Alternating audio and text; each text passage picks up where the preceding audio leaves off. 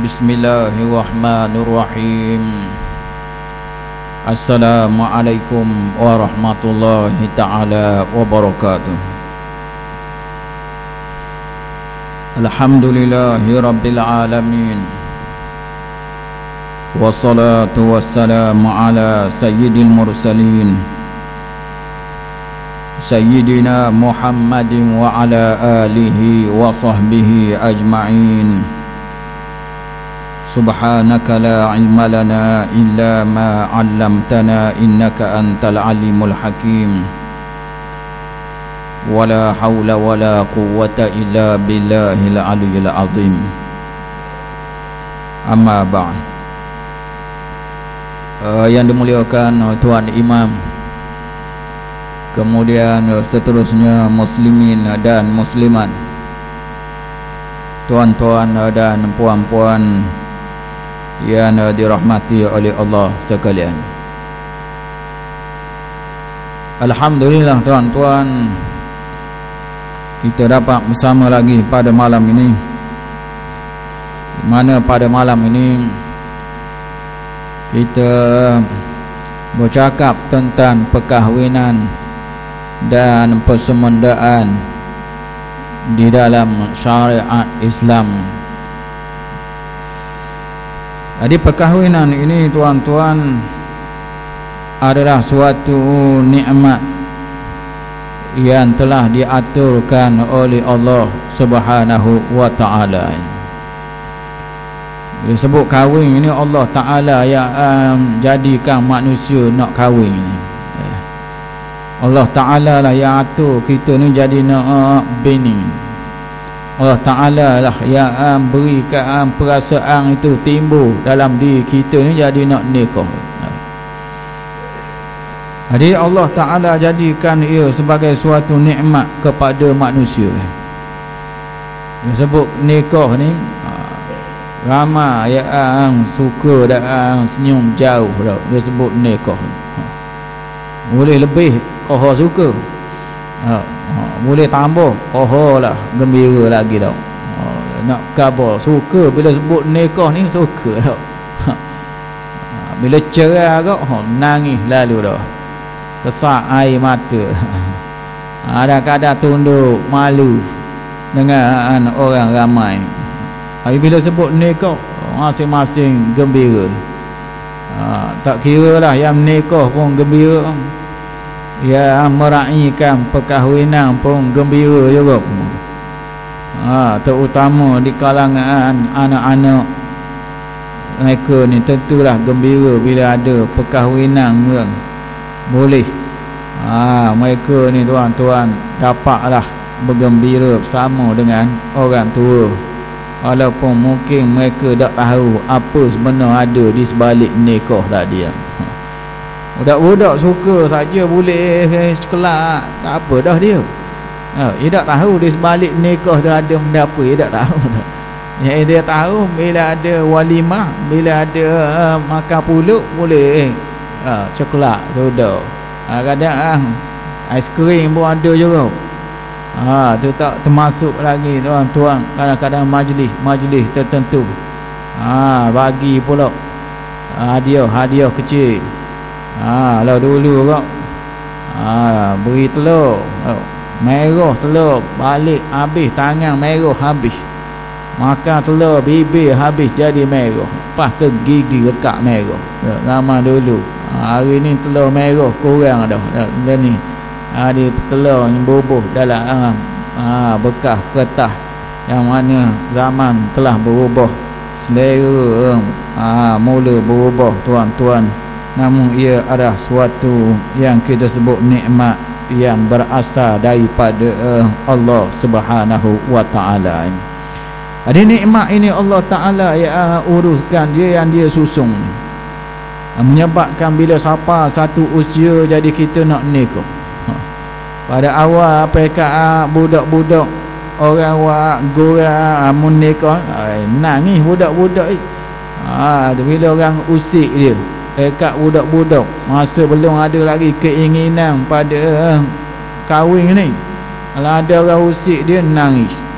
Mun lawan orang ni, mun nikah dengan orang ni dah, marah dia. Kita kalau orang usik kita kau suka. Kalau orang usik kita bila dah dewasa nak beritahu bagaimana perubahan yang telah dibuat oleh Allah Ta'ala supaya kita bersedia untuk melangsungkan perkahwinan ini, tuan-tuan.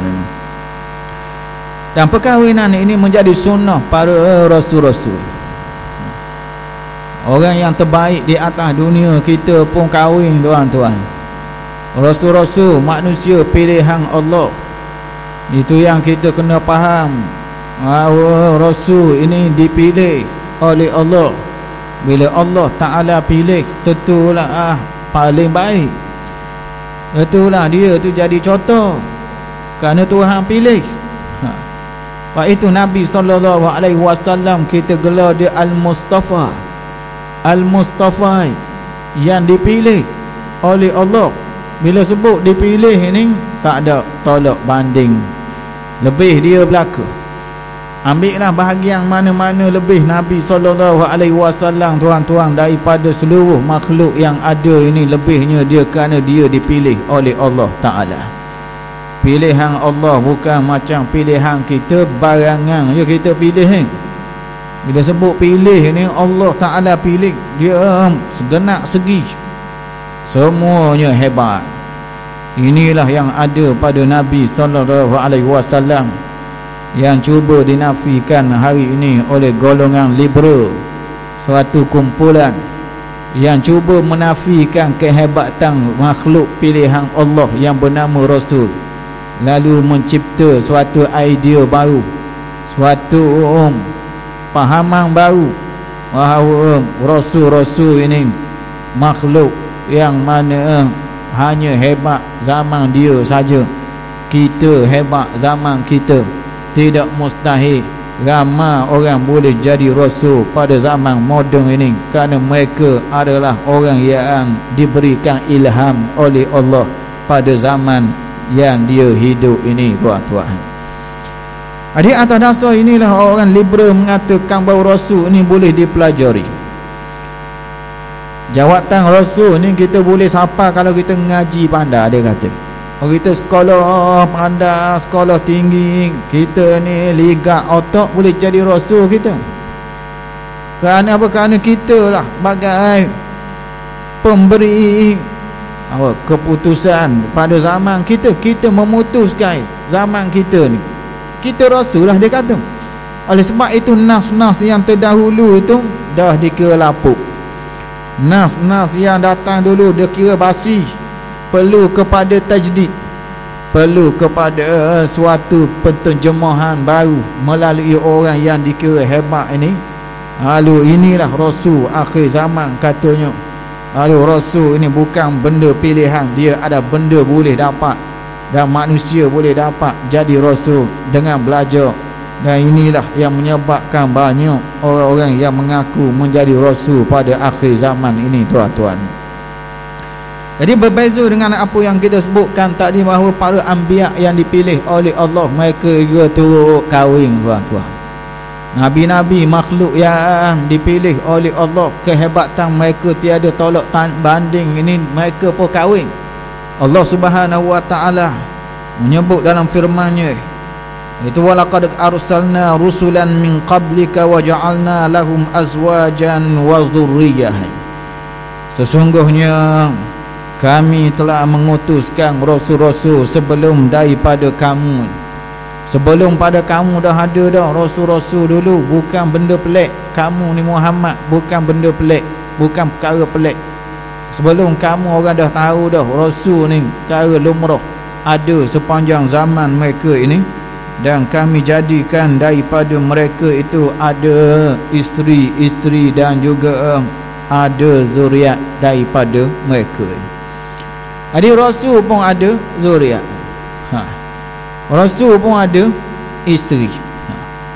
Jadi bila dia ada zuriat, ada isteri, faham-faham sajalah, tahu-tahu sajalah kita. Termasuklah dari kalangan Nabi-Nabi ini Nabi Isa. Termasuklah Nabi Isa. Dia adalah manusia juga, sama seperti Rasul-Rasul yang lain. Orang zaman dia pun iktiraf dia sebagai rasul. Bila rasul bermakna dia boleh kahwin, dia boleh dapat zuriat. Cuma Allah Ta'ala menjadikan Nabi Isa diangkat lebih awal, tidak kahwin dan tidak ada zuriat, namun dia masih tergolong dalam nama rasul, yang mana bila sebut rasul, dia adalah manusia biasa tuan-tuan, yang mana boleh nikah dan boleh juga dapat zuriat. Ia adalah satu kumpulan orang yang dipilih oleh Allah, namun sifatnya adalah sama dengan manusia yang lain tuan-tuan. Oleh sebab itulah baginda Nabi SAW tuan-tuan berkahwin, dan baginda diberikan khususiat kelebihan oleh Allah untuk berkahwin lebih daripada 4 orang tuan-tuan. Dan memanglah banyak antara hikmat-hikmat dakwah yang ada di sebalik perkahwinan Rasulullah. Kalau kita tengok bagaimana perkahwinan baginda dengan orang yang terdekat dengan sahabatnya, dia kahwin dengan anak Abu Bakar untuk menguatkan hubungan dia dengan Abu Bakar. Dia kahwin dengan anak Abu Bakar, Siti Aisyah. Kemudian dia kahwin dengan anak Saidina Umar. Ni kawan dan sahabat yang rapat dengan baginda. Untuk menguatkan lagi hubungan tadi, dia kahwin dengan anak sahabat dia, iaitu anak Sayyidina Umar bernama Hafsah. Lalu baginda Nabi SAW juga mengahwinkan anak beliau dengan sahabat dia. Dia nak ikat pula sahabat yang lain dengan beri anak dia kahwin dengan sahabat yang lain. Sayyidina Osman, orang yang mana di atas dunia tak ada orang yang boleh pecah rekod dia tuan-tuan, yang berkahwin dengan 2 orang anak Nabi atas dunia. Tak ada orang dah. Kita carilah Nabi mana orang nikah dengan anak dia 2 orang. Tak ada. Biasanya orang nikah seorang je anak Nabi ni. Tapi Sayyidina Osman pecah rekod dia. Ada orang boleh lawan dia, rekod dia siapa lah. Beliau tidak ada orang yang boleh menandingi Sayyidina Osman, orang yang berkahwin dengan 2 puteri Nabi SAW, lalu diberi gelaran dia sebagai Zunurain, yang mempunyai 2 cahaya puteri Nabi SAW ini. Nabi ikat juga Sayyidina Ali dengan ngawinkan anak dia Fatimah. Ni bagaimana dalam satu sudut Nabi berbesan. Dari sudut Nabi besan. Dari satu sudut sahabat pula besan dengan Nabi SAW. Ini nikmat yang dibuat oleh Allah. Lalu bila kita melihat isteri-isteri yang lain yang dikahwini oleh Nabi SAW, menampakkan bagaimana dalamnya hubungan Nabi dengan kabilah yang ada pada zaman tersebut, sehingga kan kebanyakan musuh-musuh baginda SAW yang kuat menentang baginda, apabila terjadinya persemendaan dan perkahwinan dengan anak-anak kabilah ini, ia merapatkan lagi hubungan baginda dengan kabilah tersebut. Antaranya baginda Nabi SAW berkahwin dengan Ummu Habibah. Ummu Habibah di awal tahun 7, di awal tahun 7 Nabi kahwin dengan Ummu Habibah Ramlah binti Abi Sufyan, anak Abu Sufyan yang berada di Habasyah. Lalu rombongan dihantar oleh Nabi, lalu meminang Ummu Habibah di Habasyah. Lalu datanglah Ummu Habibah tinggal bersama dengan Nabi tuan-tuan. Ahli sejarah mengatakan tidak lama selepas perkahwinan Ummu Habibah, Abu Sufyan telah memeluk Islam dan menjadi orang yang menganut Islam dengan ikhlas bersama dengan Nabi SAW. Itu yang juga kabilah-kabilah yang lain. Dilihat bagaimana Nabi cuba untuk merapatkan diri dengan Yahudi pun. Dengan Yahudi, Nabi cuba rapat dengan orang Yahudi. Lalu berkahwin baginda Nabi SAW dengan Sofia binti Huyai Ibn Akhtab, ketua orang Bani Nadir. Tu salah satu daripada cara baginda untuk mendekati orang-orang Yahudi supaya mereka ini dapat menerima persemendaan tadi sebagai salah satu cara untuk menebarkan dakwah Islam kepada mereka. Itu juga kita dapat selepas daripada Abu Sufyan itu ada lagi seperti Khalid bin Al-Walid turut masuk dalam Islam. Ini antara orang yang kita kira musuh dulu, tapi bila melihat persemendaan ini tuan-tuan, akhir masuk Islam. Di samping kita tengok seperti Zainab binti Khuzaimah, dan juga Zainab binti Jahsh. Kemudian lagi boleh kita tengok seperti Ummi Salamah, kemudian Juwairiyah, kemudian lagi Maimunah. Ini nama-nama isteri Nabi SAW yang mana kita sebut di sebalik perkahwinan ini, orang Arab mereka menghormati mana-mana orang yang berkahwin dalam kabilah, dan mereka akan memadamkan api perseteruan apabila melihat adanya orang yang mereka musuhi itu akhirnya berkahwin dengan anak-anak dari kabilah mereka, tuan-tuan. Dan nikmat inilah yang Allah Ta'ala jadikan di muka bumi ini, tuan-tuan. Bila kita nikah, akan adalah Tok Besar, dan juga Tok Besar tadi ada menatu. Tentulah hubungan ini makin dekat. Kalau lah dua negeri jadi makin dekat. Kalau dua negeri jauh, jadi makin dekat. Hubungan dua keluarga tadi walau duduk negeri lain, kahwin dengan negeri lain, tapi hubungan menjadi makin dekat. Dulu-dulu orang nikah depan tangga dulu, zaman dulu. Orang tak pergi ke mana zaman dulu, boleh nampak lalu dah calung dia tu depan tangga je lalu dah. Tu zaman dulu. Zaman orang kita tak bergerak jauh, mak ayah kena pekat kampung gitu nak jumpa pun atuk botol je, dak ayah SMS apa dak ayah, atuk botol jumpa. Ini zaman dulu yang kita kata zaman yang mana belum berkembang lagi orang kahwin dekat masa tu, terutama hak jenis bahasa pusat tu bit luar. Pusat tu bit luar tu nikah agak dekat. Kalau pusat kelong dalang dia kata nikah orang jauh. Tu ada juga baca nikah orang dengan pusat je zaman dulu. Hebat dak hebat pekat dulu. Nak tahu calung jauh ke dekat tengok pusat. Pusat bujan nikah dekat. Kalau pusat telon dalang nikah jauh dia kata dah. Akhir hari ni pusat dak boleh pakai dah. Tak boleh pakai dah, kaedah pusat tak boleh pakai dah hari ni, tak boleh pakai tuan-tuan. Nak beritahu bagaimana inilah nikmat yang dikurniakan oleh Allah. Nak tidak nak kita kena terima tuan-tuan bahawa persemendaan bersang ini adalah perkara yang dibawa oleh Allah menjadi nikmat, tanda besarnya kuasa Allah di antara manusia ini. Kerana itulah orang Syiah mereka ini membesarkan keluarga Sayyidina Ali, tuan-tuan, melebihi daripada keluarga Rasulullah sendiri. Kalau kita tengok orang Syiah, dia besarkan Sayyidina Ali lebih pada Rasulullah. Rasulullah ni tak ada dalam kaum hidup dia, tak ada. Maulud ni tak ada. Bagi orang Syiah tak ada maulud ni. Bagi mereka keluarga Sayyidina Ali lah sebagai imam-imam yang maksum, yang mana melalui darah daging Sayyidina Husain inilah datangnya keturunan imam yang mana dianggap oleh mereka sebagai orang yang diberikan kuasa yang lebih besar daripada nabi-nabi dan malaikat muqarrabin, tuan-tuan.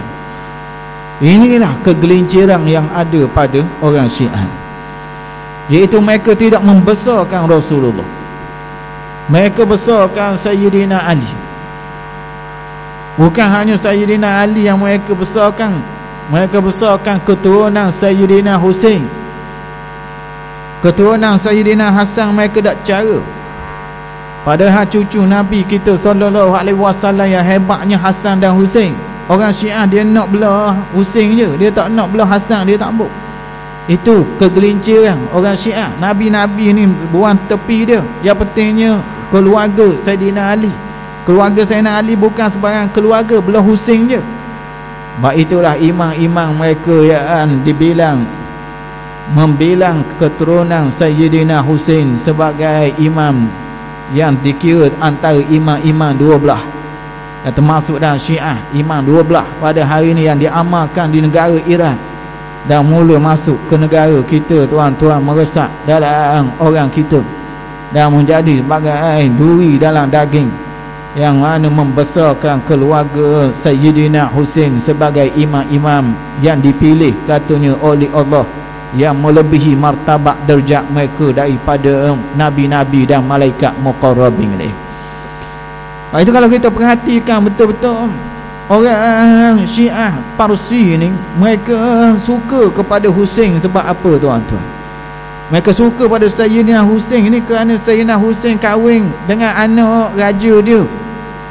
Anak raja dia, Raja Yazdajrid. Anak dia bernama Shahrabanu. Nama Shahrabanu. Sayyidina Husain kahwin dengan anak Raja Yazdajrid, yang mana keturunan Raja Parsi zaman dulu dianggap mulia macam keturunan Tuhan tau. Keturunan ni dia zaman dulu Raja Parsi mereka sungguh macam Tuhan. Keturunan Raja di Parsi mereka sembah serupa Tuhan lah. Tak ada kurang sikit pun, tak ada kurang sikit pun. Dan apabila matinya Yazdajrid, kalahnya Parsi, tumbang kerajaan Parsi, mereka cuba cari zuriat daripada keturunan raja ni, yang mana zuriatnya yang masih ada lagi yang dikira diterima oleh orang ramai. Ada kebetulan Sayyidina Husain berkahwin dengan Shahrabanu ini. Lalu di situlah keturunan Husain dibilang sebagai keturunan imam yang dua belah yang hebat. Daripada Sayyidina Husain dikira pula Ali Zainal Abidin. Lepas Ali Zainal Abidin mari pula Muhammad Al-Baqir. Lepas Muhammad Al-Baqir datangnya Ja'far As-Sadiq. Kemudian lepas daripada Ja'far As-Sadiq Musa Al-Kazim. Kemudian selepas Musa Al-Kazim Ali Ar-Ridha.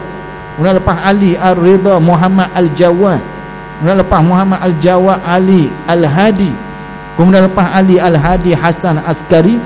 Kemudian selepas Hasan Askari barulah Muhammad Al-Mahdi. Kata ini keturunan dari Sayyidina Husain.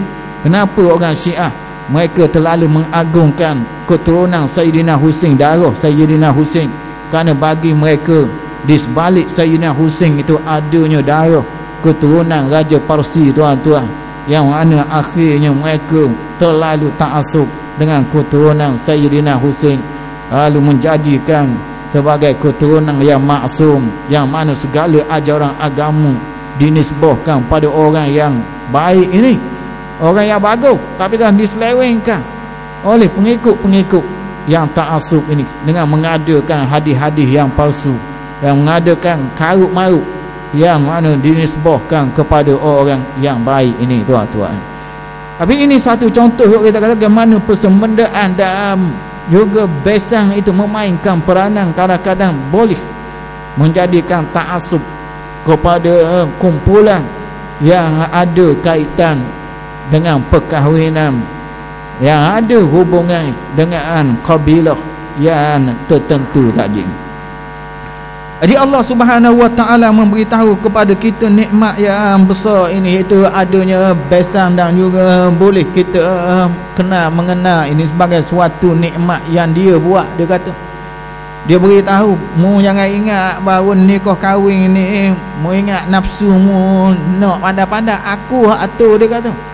Aku yang buat benda ni supaya manusia sama manusia kena mengenal, yang jauh didekatkan, yang dekat dirapatkan. Yang dirapat berepek rapat dah, berepek lalu dah rapat. Nak kata ini yang mana kita kata Allah Ta'ala memberitahu benda ni, mengingatkan kita tuan-tuan. Katanya wa min ayatihi an khalaqalakum min anfusikum azwajan litaskunu ilaiha wa ja'ala bainakum mawaddatan wa rahmah. Katanya di antara tanda-tanda hebat Allah Ta'ala, antara tanda Allah Ta'ala hebat ni tuan-tuan, ialah kata dia menjadikan bagi diri kamu itu ada isteri. Bagi diri kamu tu dia buat adanya pasangan. Dia buat pasangan kita ni. Bukan hanya kita saja, makhluk yang lain pun dia buat pasang dah. Dia barulah indah. Hidup bila pasang, lipat, sepasang kiri kanan, baru indah. Ni kalau pakai lipat kahwin gitu, tengok dah orang pun sorok dah. Tak boleh lipat sama belaka, kanan belaka, jalan tewing. Ini kata baru indahnya bila lipat tu kita tengok kena molek balah. Ya balah molek. Itu yang kita kata selipar pun orang pakai hak gitu. Kasut pun orang pakai hak gitu. Dah ada nikah jatang, nak nikah dengan jatang. Allah, wak malu ke kasut kita kata. Wak malu ke kasut je. Jatang nikah ke jatang.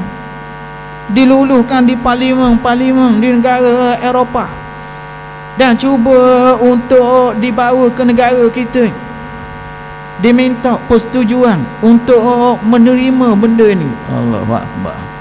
Malu ke kasut, malu ke selipar lah. Sebelum malu ke orang, malu ke tu dulu. Bagaimana Allah Ta'ala buat sepasang ni? Anggota kita pun dia buat sepasang. Tak boleh baca ke kita? Teruk sangat ke otak kita ni, siapa tak boleh baca barang gitu pun tak boleh nak baca juga. Siapa pasangan pun kita tak tahu juga tak.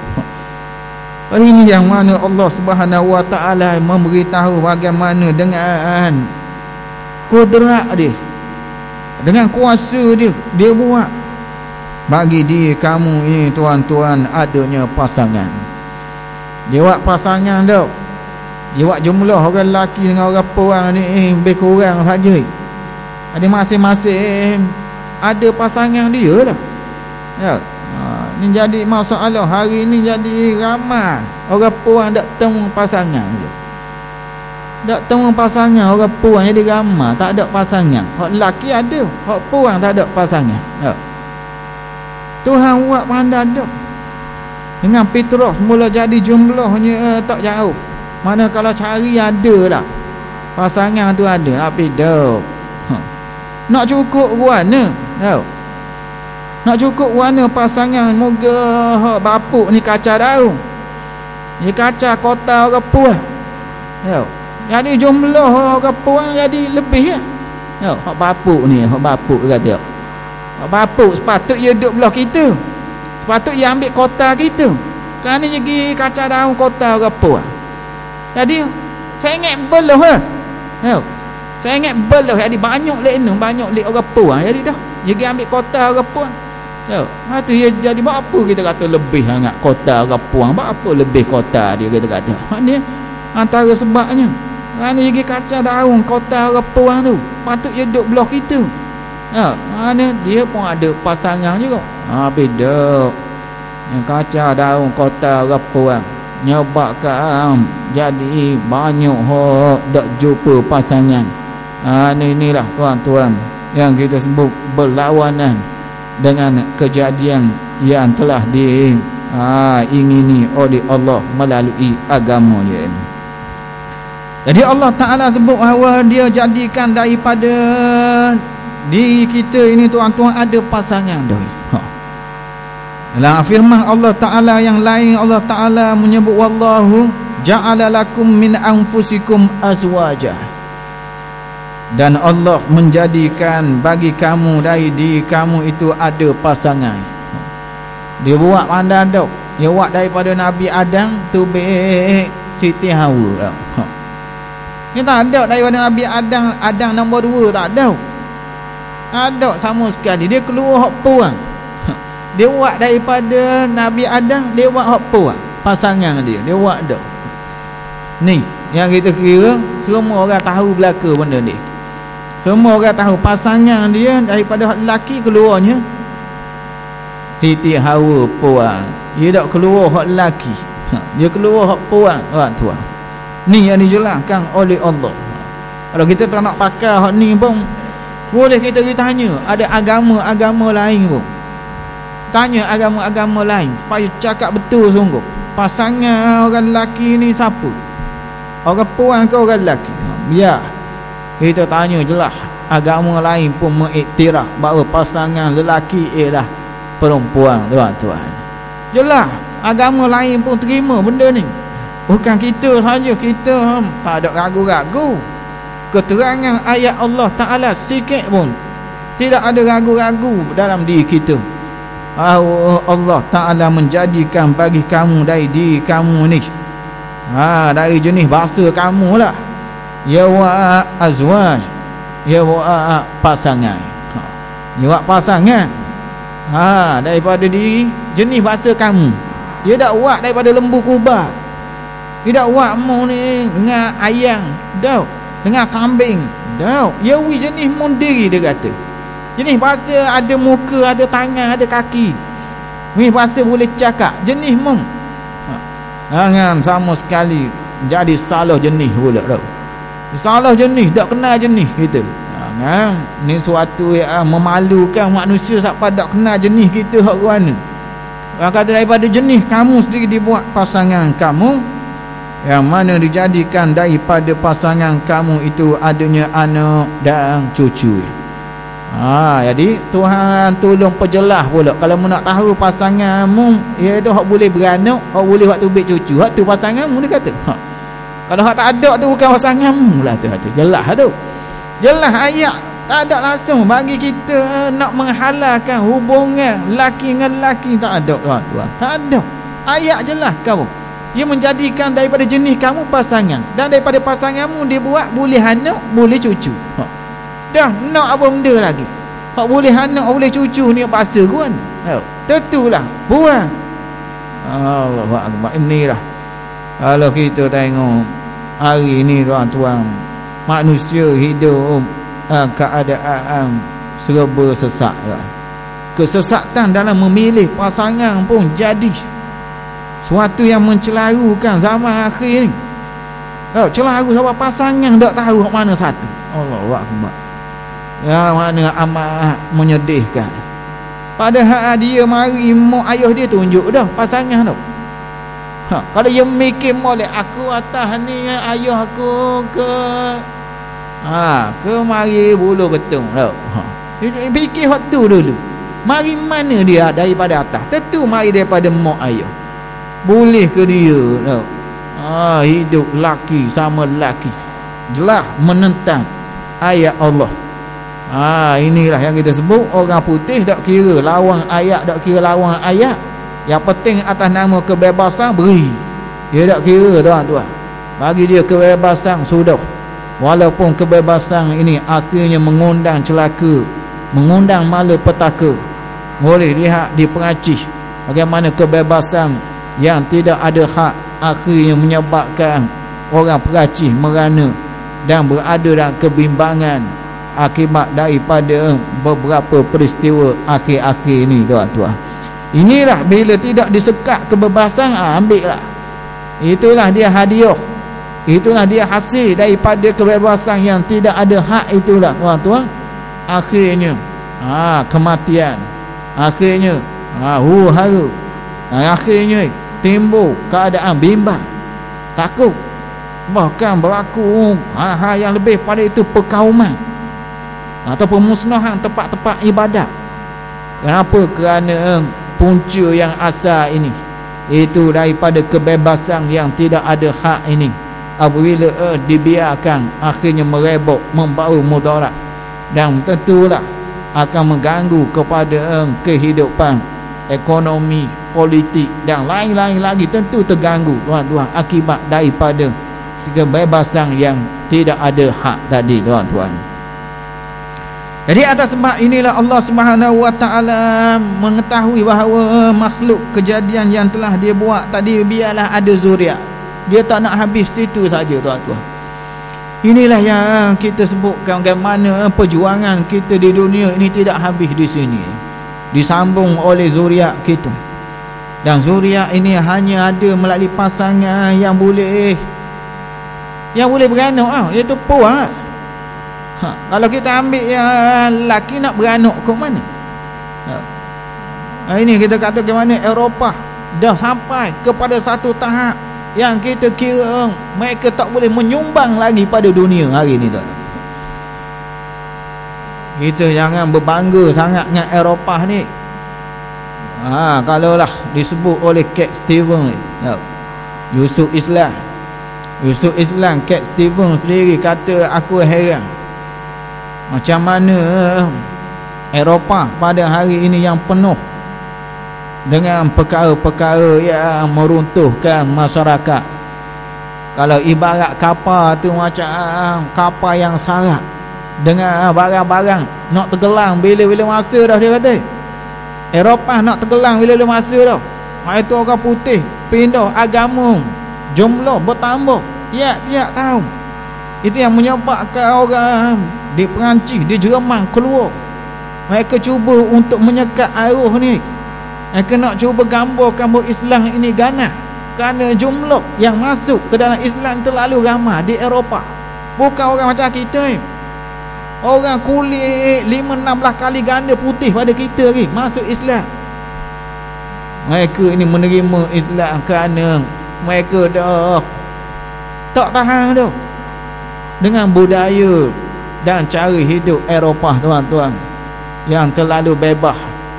Yang mana kata Cat Stevens, ia seperti kapal yang penuh sarat dengan sapah sarat yang hampir nak tenggelam. Tapi yang peliknya orang Islam pakat beli tiket nak naik atas kapal tadi, dia kata. Inilah yang pelik, yang ajaibnya, orang Islam pakat beli tiket nak pergi naik kapal nak tenggelam. Dulu lagi kita pakat pergi naik. Baru beli tiket kita. Orang buat rambut pang, kita buat rambut pang. Rambut super siri ikan. Buat siri ikan kita. Kerana nak naik kapal, nak duduk sekapal, kerana melihat bahawa orang putih ni hebat, naik kapal dia, bangga kita. Habis duk tiru ke dia. Tu lepas dengan seluarnya kerak situ. Dengan keadaan cari situ sini. Kain baju kita pun ipok terus daripada sana, branded kena pakai sana. Rata mari mana pun ada pakai juga, belik tekuk nak tunjuk hebat tu. Tengah-tengah tu pakai rata 3-4 jenis rata tau. Kita sama kita dulu buat rata ikat beruk dulu. Learning pakai di baju jalan angin tu apa. Kita buat ikat beruk, orang tua kita dulu buat ikat beruk learning. Kita buat pakai baju nak tunjuk kita hebat, branded punya orang tau. Ngap cakapan gaya. Orang kita katakan mana dah nampak kapal orang putih nak tenggelam, dia pakat pergi beli tiket nak supang sekali, nak naik sekali. Inilah orang tuan, bila kita tidak melihat kepada panduan ayat-ayat Allah, kita akan tenggelam, tuan-tuan, bersama dengan tamadun orang putih yang hari ini yang hampir tenggelam, di mana jumlah penduduk mereka makin berkurang. Orang muda tak ramai tau. Orang muda tak ramai tau.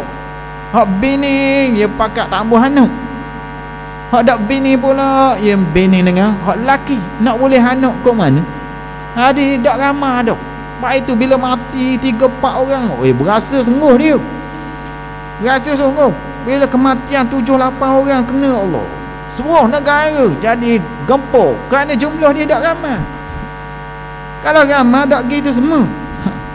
Nak beritahu ke mana, tuan-tuan, Allah Ta'ala telah sebut, aku buat daripada diri kamu, jenis bahasa kamu ni, yang boleh beranak, yang boleh ada cucu, tuan-tuan.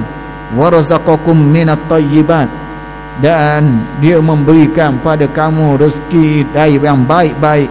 Afabil batil yu'minun, kenapakah dengan yang batil itu mereka percaya? Apa yang kita percaya hak batil-batil tu, apa tak percaya tak? Asalkan orang putih kata boleh, kita pun nak lalu tak? Kita tak boleh buat dalam negara kita, pergi keluar nikah di luar negara, ambil gambar besar-besar, bobo dalam Facebook pula. Pakai dengan saping, pakai dengan saping siap tanjuk, tunjuk dia luar negara boleh dia kata. Kapung tengok itu nak kabar baru, bangga dia tunjuk dalam Facebook. Semua dunia boleh tengok. Mudak boleh buat di kampung mudak apa. Mari kampung aku. Afabil batil yu'minun. Kenapakah dengan yang batil itu mereka duk percaya sangat? Kenapa? Hak betul, hak Tuhan duk kabul dalam ini, hak jelas, apa tak nak percaya?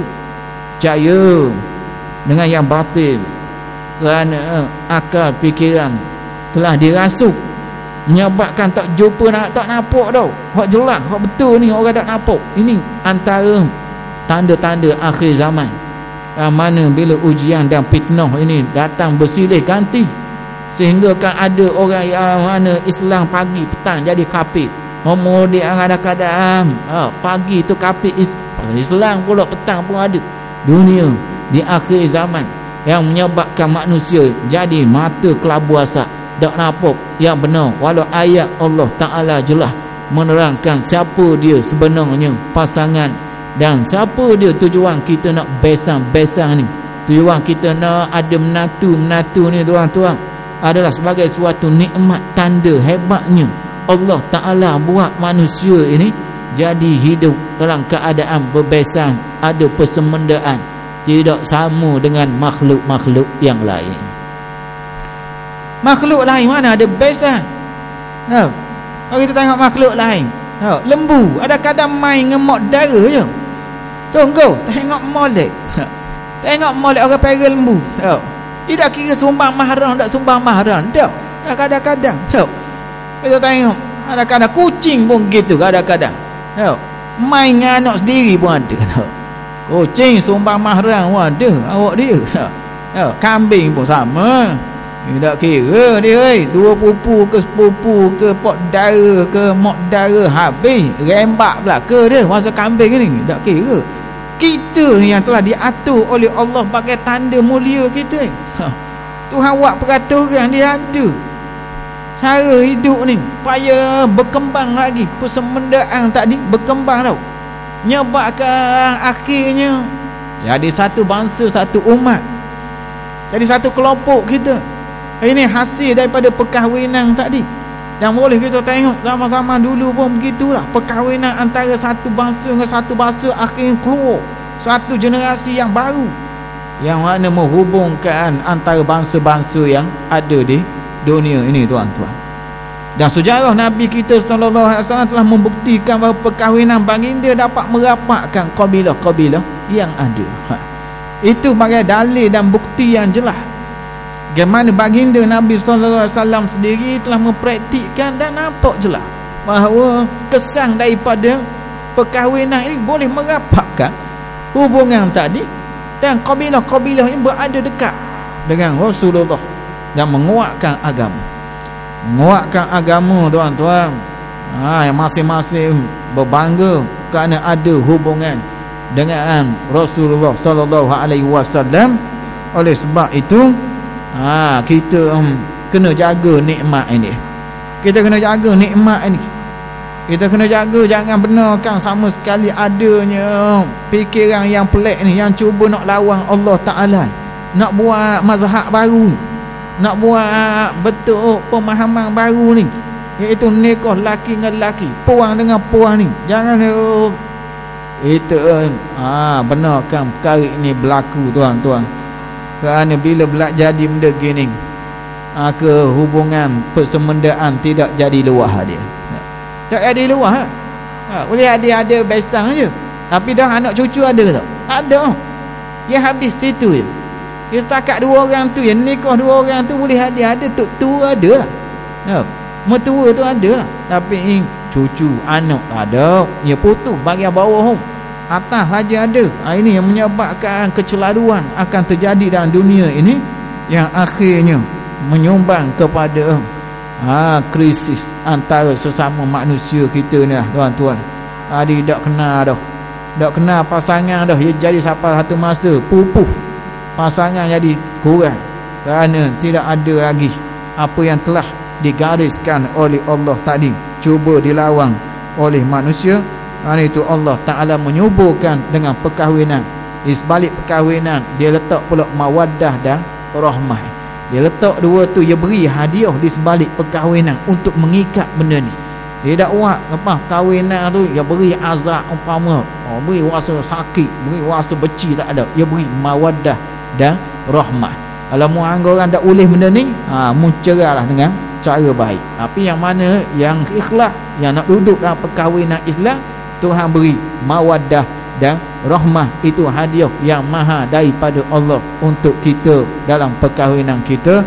Moga Allah Ta'ala memberi petunjuk dan juga taufiknya agar kita sentiasa dikawal dengan agama dan mampu berfikir dengan apa yang digariskan oleh Allah Ta'ala ini. Aqulu qawli hadza wa astaghfirullahal azim li wa lakum. Wassalamualaikum warahmatullahi wabarakatuh.